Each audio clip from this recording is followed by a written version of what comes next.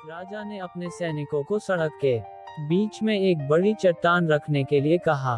चट्टान को बीच सड़क में रखवाकर राजा ने अपने सैनिकों से छुपकर उस चट्टान पर नजर रखने के लिए कहा कि देखना, उस चट्टान को रास्ते से कौन हटाता है। लोग उस जगह पर आते रहे और जाते रहे, लेकिन किसी ने भी उस चट्टान को रास्ते से हटाने की कोशिश नहीं की। उस चट्टान के पास से लोगों के गुजरने वालों में राजा के कुछ करीबी लोग और शहर के बड़े व्यापारी भी शामिल थे, और उनमें से कुछ लोग तो राजा को ही कोसने लगते कि क्या राजा इस चट्टान को भी रास्ते से नहीं हटवा सकता। लेकिन किसी ने भी उस चट्टान को रास्ते से हटाने का प्रयास नहीं किया। ऐसा काफी दिनों तक चलता रहा। एक दिन एक किसान अपनी सब्जियों के साथ उधर से गुजर रहा था। उसने चट्टान को रास्ते में पड़े देखा और सोचा कि सबको इस चट्टान की वजह से कितनी तकलीफ हो रही है। उसने अपनी मजबूत लाठी से उस चट्टान को एक तरफ धकेलने की कोशिश शुरू कर दी। काफी कोशिश के बाद वह उसे सड़क से हटाने में कामयाब हो गया।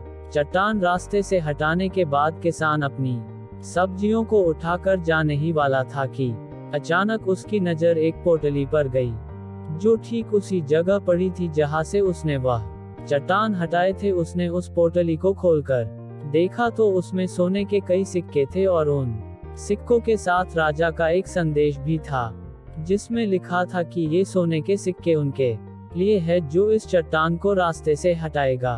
दोस्तों, बिल्कुल ठीक इसी तरह हम सबके लाइफ में भी कई परेशानियां आती है। कुछ लोग उन परेशानियों से बचकर निकल जाते हैं, और कुछ रास्ता बदल देते हैं, और चंद लोग ठान लेते हैं उन परेशानियों का हल निकाल लेने की, और ऐसे ही लोग मुश्किलों में संभावनाएं और संभावनाओं में छिपे अवसर खोज लेते हैं।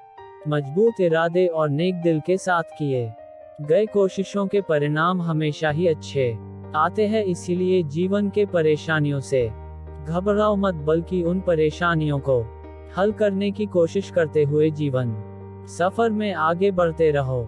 ऐसे और कहानी देखने के लिए हमारा चैनल को सब्सक्राइब करना ना भूले।